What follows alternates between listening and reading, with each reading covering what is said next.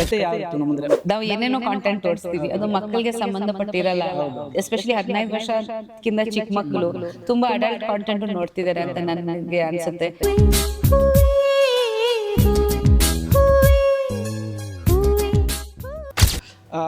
ಈ ಸಿನಿಮಾ ಎಲ್ಲ ಆದಮೇಲೆ ಸ್ಕ್ರಿಪ್ಟ್ ಎಲ್ಲ ಆದಮೇಲೆ ಉಪೇಂದ್ರ ಸರ್ ಕೂಡ ಟಚ್ ಮಾಡಿದ್ರು, ಅಂದರೆ ಸ್ಕ್ರಿಪ್ಟ್ ವಿಚಾರದ ಸ್ವಲ್ಪ ಹಿಂದೆ ಮುಂದೆ ಮಾಡಿ ಈ ರೀತಿ ಮಾಡ್ಬೇಕಂತ ಗೈಡ್ನೆಸ್ ಮಾಡೋರಂತೆ ಡೈರೆಕ್ಟ್ರಿಗೆ.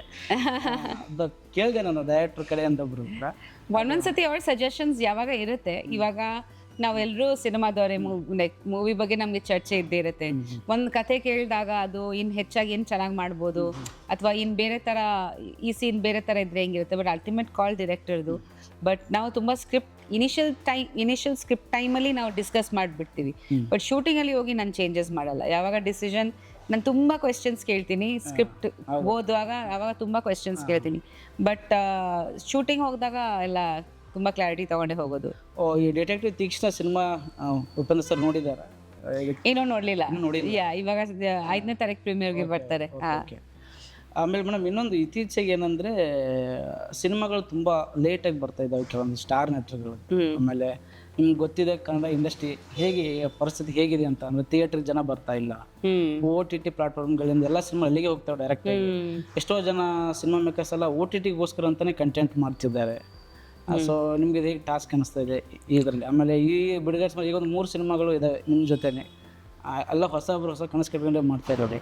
ಸೊ ನಿಮ್ಗೆ ಅನ್ಸುತ್ತೆ ನಮಗೆ ಥಿಯೇಟರ್ ವಿಚಾರಕ್ಕೆ ಬರೋದು? ಥಿಯೇಟರ್ ವಿಚಾರಕ್ಕೆ ನಿಜವಾಗ್ಲೂ ಜನ ಬರಬೇಕು ಥಿಯೇಟರ್ಸ್ಗೆ, ಏನು ಹೆಚ್ಚಾಗಿ ಆಡಿಯನ್ಸಸ್ ಬರಬೇಕು. ಐ ಥಿಂಕ್ ಆ ಥರ ಮೂವೀಸು ಬರಬೇಕು ದಟ್ ಆಡಿಯನ್ಸ್ಗೆ ಸ್ವಲ್ಪ ಅಟ್ರಾಕ್ಟಿವ್ ಆಗಿರೋ ಥರ. ಬಿಕಾಸ್ ತುಂಬ ಕಾಂಟೆಂಟ್ ಇದೆ OTTನಲ್ಲಿ.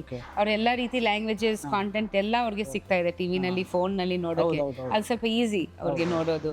ತುಂಬ ಜನ ಬ್ಯುಸಿ ಆಗಿರ್ತಾರೆ. ಅದ್ರ ಜೊತೆಲಿ ಟಿವಿಯಲ್ಲಿ ಕೂಡ ತುಂಬ ಕಾಂಟೆಂಟ್ ಇದೆ, ರಿಯಾಲಿಟಿ ಶೋಸ್ ಆಗಲಿ, ಸೀರಿಯಲ್ಸ್ ಆಗಲಿ. ಸೊ ಇವಾಗ ಹೆಚ್ಚಾಗಿ ಅದೆಲ್ಲ ಆ ಥರ ಕಾಂಟೆಂಟು ಜನ ನೋಡ್ತಾರೆ. So it's A huge like ಒಂಥರ ಕಾಂಪಿಟಿಷನ್ ಅಂತ ಹೇಳ್ಬೋದು. ಮುಂಚೆ ಬೇರೆ ಮೂವೀಸು ನಾವು ರೀಮೇಕ್ಸ್ ಮಾಡ್ತಾ ಇದ್ದೀವಿ, ಅದನ್ನು ಮಾಡೋಕ್ಕಾಗಲ್ಲ ಈಗ. ಬಿಕಾಸ್ ಎಲ್ಲ ಲ್ಯಾಂಗ್ವೇಜಸ್ ಮೂವೀಸ್ ಅವ್ರು ನೋಡಿರ್ತಾರೆ. ಸೊ ಐ ಥಿಂಕ್ ಕನ್ನಡ ಪ್ರೇಕ್ಷಕರು ಇದ್ದಾರೆ, ಬಟ್ ಅವ್ರಿಗೆ ಯಾವ ಥರ ಜಾನರ್ಸ್ ಇಷ್ಟ ಆ ಜಾನರ್ಸ್ಗೆ ನೋಡೋಕ್ಕೆ ಬರ್ತಾರೆ. ಇನ್ನೂ ಹೆಚ್ಚಾಗಿ ಬರಬೇಕು ಅಂತ ನಿಜ. ಬಿಕಾಸ್ ಇಲ್ಲಾಂದರೆ ಸಿಂಗಲ್ ಸ್ಕ್ರೀನ್ಸ್ ಉಳಿಯಲ್ಲ. ಆಲ್ರೆಡಿ ಸುಮಾರು ಸಿಂಗಲ್ ಸ್ಕ್ರೀನ್ಸ್ ಕ್ಲೋಸ್ ಆಗಿಬಿಟ್ಟಿದೆ. ಇವಾಗ ಥಿಯೇಟರ್ ಎಕ್ಸ್ಪೀರಿಯನ್ಸೇ ಹೊರಟೋಗಿದ್ರೆ ತುಂಬ ಲೈಕ್ ನಮ್ಮ ನೆಕ್ಸ್ಟ್ ಜನರೇಷನ್ಸ್ಗೆ ಆ ಎಕ್ಸ್ಪೀರಿಯನ್ಸ್ ಇರಲ್ಲ. ಆಮೇಲೆ ಬೇರೆ ಥರ ಮೂವೀಸ್ ಆಗುತ್ತೆ. ಸೊ ಅದು ಒಂದು ಪ್ರಶ್ನೆ. But I hope and I know that ಖಂಡಿತ ಅವ್ರ ಚಲನಚಿತ್ರನ ಆ ಥರ ಆಗೋಕ್ಕೆ ಬಿಡಲ್ಲ. ಖಂಡಿತ ವಾಪಸ್ ಜನ ಬಂದೇ ಬರ್ತಾರೆ. ನೀವು ನೋಡಿ ಫ್ರಮ್ ಸೋ ಕೂಡ ಹಿಟ್ ಆಗಿತ್ತು. ಸೊ ಹೇಳೋಕ್ಕಾಗಲ್ಲ, ದೊಡ್ಡ ಮೂವೀಸೇ ತುಂಬ ದೊಡ್ಡ ಬಜೆಟ್ ಮೂವೀಸೇ ಹಿಟ್ ಆಗಬೇಕು ಅಂತ ಏನಿಲ್ಲ. ಕೆಲವ್ರು ಚಿಕ್ಕ ಮೂವೀಸು ಐಡಿಯಾಸ್ ಇಷ್ಟಪಟ್ಟು ಆಡಿಯನ್ಸ್ ಬಂದಿದ್ದಾರೆ. ನಾವು ಆ ಕರೆಕ್ಟ್ ಟೈಮ್ಗೆ ರಿಲೀಸ್ ಮಾಡಬೇಕು. ಆಲ್ಸೋ ಹೆಚ್ಚಾಗಿ ಸಿನಿಮಾಸ್ ರಿಲೀಸ್ ಆಗುತ್ತೆ, ಒಂದೊಂದು ಸಂದರ್ಭದಲ್ಲಿ 10 ಮೂವಿ ಒಟ್ಟಿಗೆ ಬಂದ್ಬಿಡುತ್ತೆ. ಸೊ ನಮಗೆ ನಾವು ಕಾಂಪಿಟಿಷನ್ ಆಗ್ಬಿಡ್ತೀವಿ, ಥಿಯೇಟರ್ಸ್ ಇರಲ್ಲ.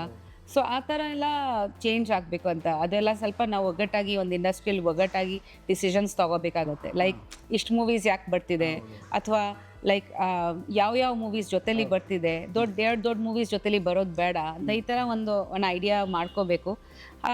ಆಲ್ಸೋ ಐ ಥಿಂಕ್ ತುಂಬ ಯಾರ್ಯಾರು ದೊಡ್ಡ ಡೈರೆಕ್ಟರ್ಸ್ ಆಗಲಿ, ಹೀರೋಸ್ ಆಗಲಿ, ಅವರು ಸ್ವಲ್ಪ ಮೀಟಿಂಗ್ ಮಾಡಿಕೊಂಡು ಏನು ಥಿಯೇಟರ್ದು ಪರಿಸ್ಥಿತಿ ಹೆಂಗೆ ಬೆಟರ್ ಮಾಡ್ಬೋದು ಅಂತ ಒಂದು ಚರ್ಚೆ ನಡಿಬೇಕು.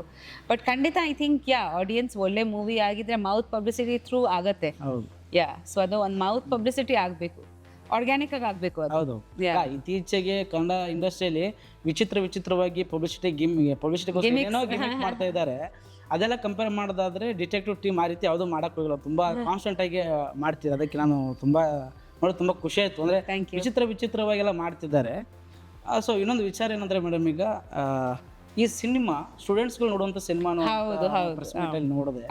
ಸೊ ಕತೆ ಯಾವ ರೀತಿ ನಮ್ಮಂದ್ರೆ ಒಂದು 4 ಪಾಯಿಂಟ್ಸ್ ಹೇಳೋದಾದ್ರೆ? ಸೊ ಕಥೆ ನಾನು ಅವಾಗ ಹೇಳಿದೆ, ಡಿಟೆಕ್ಟಿವ್ ಕಥೆನೇ ಹೋಗುತ್ತೆ. ಬಟ್ ಈ ತೀಕ್ಷ್ಣದ ಒಂದು ಜರ್ನಿ ಇದೆ. ಅವ್ರು ಚಿಕ್ಕ ವಯಸ್ಸಿಂದ ಹೇಗೆ ಡಿಟೆಕ್ಟಿವ್ ತೀಕ್ಷ್ಣ ಆದ್ರು ಅದು ಒಂದು ಕಡೆ ತೋರಿಸ್ತೀವಿ.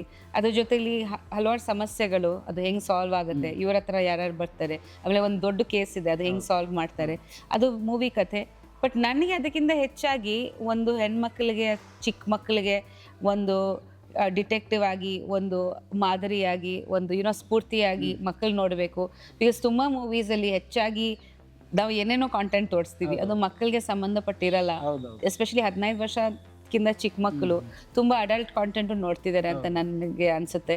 ಸೊ ಅದು ಅವ್ರಿಗೆ ಆಪ್ಷನ್ಸ್ ಇರಲ್ಲ. ಸರಿ ಟಿ ವಿನಲ್ಲಿ ಪೇರೆಂಟ್ಸ್ ಕಂಟ್ರೋಲ್ ಮಾಡ್ಬೋದು, ಬಟ್ ಸಿನಿಮಾ ಹಾಲಲ್ಲಿ ಕರ್ಕೊಂಡು ಹೋಗಿದಾಗ ಒಂದು ಫ್ಯಾಮಿಲಿ ಆಗಿ ಆ ಥರ ಒಂದು ವಿಚಿತ್ರ ಸೀನ್ ಬಂದರೆ ಎಲ್ರಿಗೆ ಒಂಥರ ಅನಿಸುತ್ತೆ. ನಾವೆಲ್ಲ ಏನೋ ಮಾಡೋಕ್ಕಾಗಲ್ಲ, ಪೇರೆಂಟ್ಸ್ಗೇನೋ ಎಂಟರ್ಟೈನ್ಮೆಂಟ್ ಬೇಕು. ಸೊ ನನಗೆ ಅನಿಸುತ್ತೆ ದ್ಯಾಟ್ ಸ್ಪೆಷಲಿ ಹೆಣ್ಮಕ್ಳಿಗೆ ಆ್ಯಂಡ್ ಚಿಕ್ಕ ಮಕ್ಕಳಿಗೆ ಒಂದು 10 ವರ್ಷದಿಂದ ಒಂದು 15 ವರ್ಷ ಗ್ರೂಪ್ಗೆ ಸಂಬಂಧಪಟ್ಟ ಸಿನಿಮಾಗಳು ನಾವು ಫೋಕಸ್ ಆಗಿ ಮಾಡಿದರೆ ಚೆನ್ನಾಗಿರುತ್ತೆ. ಈವನ್ ಅದಕ್ಕೆ ಒಂದು UA ಸರ್ಟಿಫಿಕೇಟ್ ಸಿಕ್ಕಿದ್ರೆ ಕೂಡ ಅದರಲ್ಲಿ ಕೆಲವು ಡಬಲ್ ಮೀನಿಂಗ್ ಡೈಲಾಗ್ಗಳಿರುತ್ತೆ. ಒಂದೊಂದ್ಸತಿ ಅದರಲ್ಲಿ ಐ ಡೋಂಟ್ ನೋ ಬೇರೆ ಕಾಂಟೆಂಟ್ ಇರುತ್ತೆ, ಅದು ಮಕ್ಕಳಿಗೆ ಸಂಬಂಧಪಟ್ಟಿರಲ್ಲ. ಸೊ ಆ ಥರ ಇರಬಾರ್ದು. ಪ್ರತಿಯೊಂದು ಮೀನ್ಸ್ ನಾವು ಧೈರ್ಯ ತೊಗೊಂಡು ಒಂದು ಕುಟುಂಬ ಸಮೇತ ಒಂದು ಮೂವಿ ನೋಡೋಕ್ಕೆ ಹೋಗಿ ಒಂದು ಎಂಜಾಯ್ ಮಾಡ್ಕೊಂಡು ಬರೋ ಥರ ಇರಬೇಕು. ಆ ಜಾನರು ಕನ್ನಡದಲ್ಲಿ ಬರಬೇಕು, ಹೆಚ್ಚಾಗಿ ವೈಲೆನ್ಸ್ ಇಲ್ಲದೆ.